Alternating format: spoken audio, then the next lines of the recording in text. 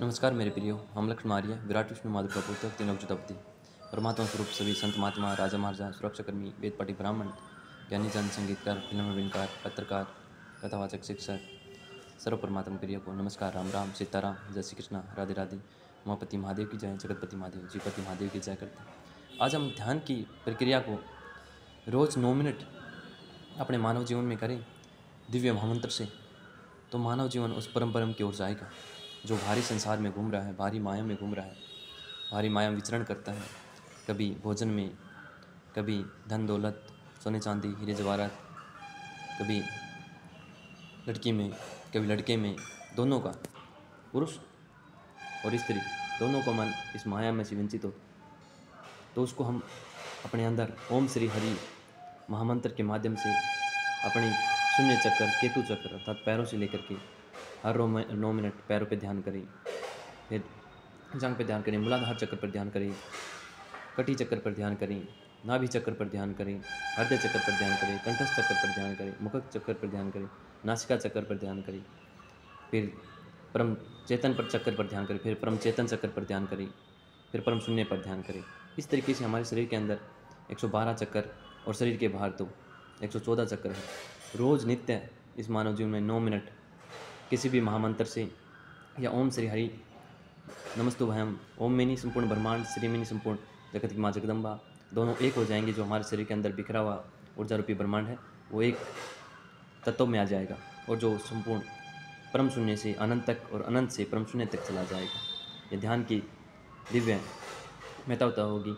दिव्य ध्यान प्रक्रिया होगी। जब उसको सिंपल तरीके से आलती पालती लगा करके आगे एक तांबे के लोटे में जल भर करके उसके ऊपर दीपक जला करके उस पर हम ध्यान लगाएं नित्य 9 मिनट, तो यह प्रक्रिया 3 साल तक, 6 साल तक, 9 साल तक करेंगे, तो हमारे शरीर की जो ऊर्जा बाहर बिखरी हुई है वो एकाग्रचित होकर के एक परम तत्ववाद में एकत्रित होकर के परम शून्य की ओर लौटेगी, और वहाँ से फिर अनंत तक, और अनंत से परम शून्य तक ऐसा परमानंद आएगा मानव जीवन में, जिससे हम दुख और सुख और आनंद से मुक्त होकर के उस परम ब्रह्म की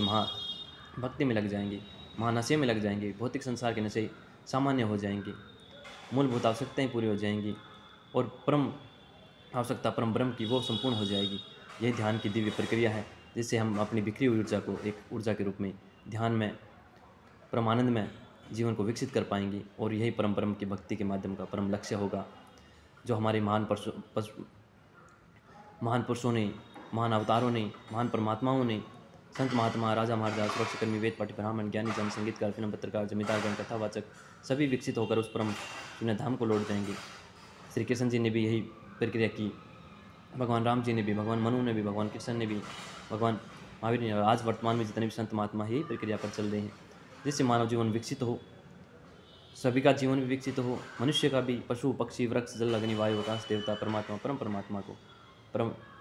आनंद में हम देख करके प्रतिक्षण प्रमाणित रहें। यही परम सत्य की आधारता है, यही ध्यान की प्रक्रिया है कि ध्यान में परम ब्रह्म को कैसे पाएं। अपनी आंखों को बंद करें और उस परमानंद में धीरे धीरे रोज़ परमानंद की अनुभूति को करें श्वास के माध्यम से, कि श्वास कहाँ जा रही है इस पूरे ब्रह्मांड में और कहाँ से कहाँ आ रही है। यह है सत्यता।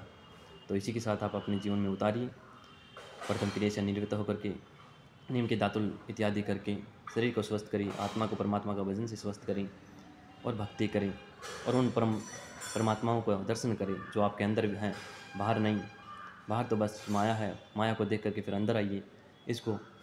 इंटर इंजीनियरिंग भी बोलते हैं साइंस में, आध्यात्मिकता भी बोलते हैं इसमें, और ध्यान प्रक्रिया